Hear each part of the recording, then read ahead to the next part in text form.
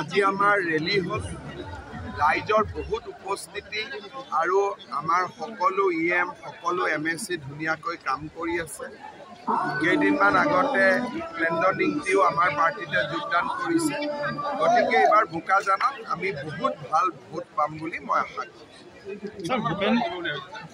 ইয়াততো কণ্টেষ্ট নাই আৰু যি কণ্টেষ্ট অলপ চলপ আছিলোঁ ইমান মানুহে কংগ্ৰেছৰ পৰা জইন কৰিলে, এতিয়াতো কণ্টেষ্টে নাই। গতিকে গ'লকিপাৰ নোহোৱা জেগাত কিমান গ'ল দিব পাৰে এইটো তেওঁলোকৰ কথা। ভূপেন বৰাই আপোনাক প্ৰত্যাহ্বান জনাইছে। কাৰ্বি আংলঙত এইবাৰ 80% ল'ৰা ছোৱালী মেট্ৰিক পাছ কৰিছে।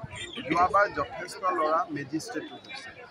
মইতো কাৰ্বি আংলঙৰ ল'ৰা ছোৱালীবিলাকক কৈ আছোঁ যে যেনেকৈ এতিয়া আমাৰ 50,000 ৰিক্ৰুটমেণ্ট 7% হিলছ ট্ৰাইব ৰিজাৰ্ভেশ্যন আছে। কাৰ্বি ল'ৰাসকলে আগতে ষ্টেট গভৰ্ণমেণ্টৰ চাকৰিত এপ্লাই নকৰিছে।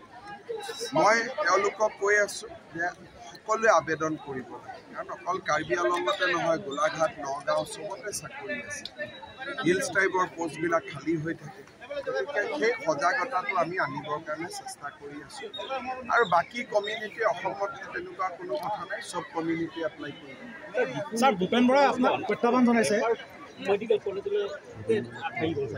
এতিয়া 5 বছৰ হোৱাৰ পিছত পষ্ট গ্ৰেজুৱেট এই বছৰ আমি ডিফু মেডিকেলত পষ্ট গ্ৰেজুৱেট এপ্লাই কৰিম। এখন মেডিকেল কলেজ কমপ্লিট ডাঙৰ হ'ল 10 বছৰ, কাৰণ প্ৰথম 5 years MBBS, তাৰ পিছৰ বছৰ MCI পষ্ট গ্ৰেজুৱেট খুলিব দিয়ে যিবিলাক ব্ৰাঞ্চ আছে।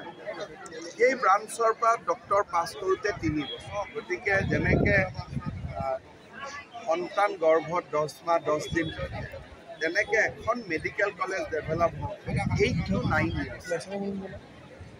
সেইটো এটা তাৰ চাইকেল, সেইটোক আমি সৰু কৰিব বিচাৰোঁ।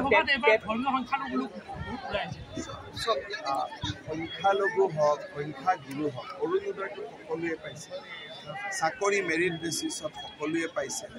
গতিকে মই ভাবোঁ যে সকলো শ্ৰেণীৰ মানুহে বিজেপিৰ প্ৰতি আকৃষ্ট হৈছে আৰু ভাল চৰকাৰ, দেশত শান্তি আছে, কোনো কনফ্লিক্ট নাই, কাজিয়া পেচাল নাই। গতিকে মানুহ ডেফিনেটলি বিজেপিৰ ফালে আহিছে বা আহি থাকে। টেটত 6 শিডিউলত যিমান চাকৰি আছে তেওঁলোকে নিজেই দিব পাৰে। যিমানে টেট পাছ কৰিব, কিমান পোষ্ট আছে এইটো কাউন্সিলে জানে। আমাৰ কাউন্সিলে তেওঁলোকৰ ৰিক্ৰুটমেণ্ট দিব পাৰে। আমাৰ